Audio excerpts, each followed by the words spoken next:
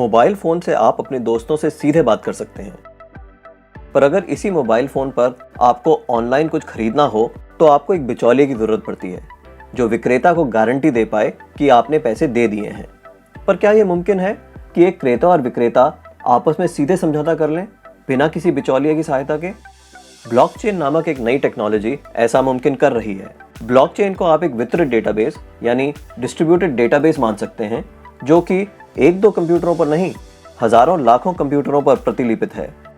Blockchain का हर एक computer हर एक रिकॉर्ड के पूरे इतिहास का वर्णन रखता है। यह डेटाबेस एन्क्रिप्टेड है, यानी हर एक रिकॉर्ड गोपनीय तरीके से दर्ज किया गया है। ब्लॉकचेन फॉल्ट टॉलरेंट भी है, यानी अगर इस सिस्टम में कुछ कंप्यूटर खराब भी हो जाते हैं तब भी यह सिस्टम ठीक तरह से काम करता रहता है।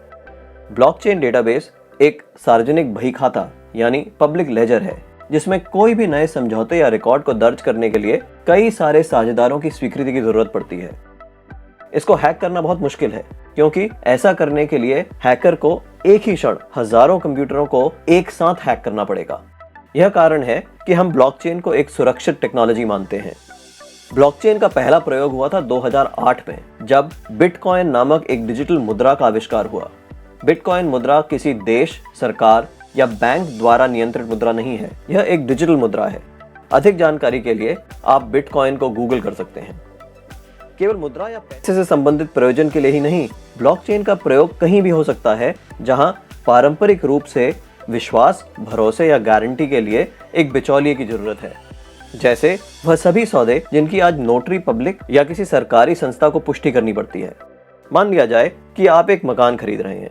आप चाहेंगे कि इस सौदे को सरकारी रजिस्ट्रार के यहाँ दर्ज किया जाए, ताकि आपको एक सरकारी दस्तावेज मिले जो साबित करे कि आप उस मकान के कानूनन मालिक हैं। पब्लिक रजिस्ट्रार केवल इस सौदे का एक सबूत दे रहा है, और ऐसी संभावना है कि भविष्य में पब्लिक रजिस्ट्रार का काम ब्लॉकचेन टेक्नोलॉजी कर दे, क्योंकि उसमें दर्ज सौदे की भी उतनी मान्यता होगी जितनी आज रजिस्ट्री सर्टिफिकेट की है। सार्वजनिक होने की वजह से इसमें घपले की संभावना भी कम होगी।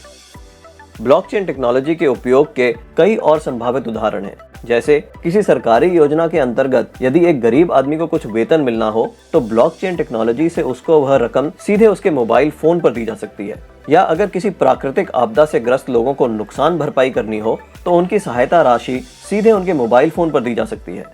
इससे भ्रष्टाचार भी कम होगा। शिक्षा में भी ब्लॉकचेन का इस्तेमाल हो सकता है।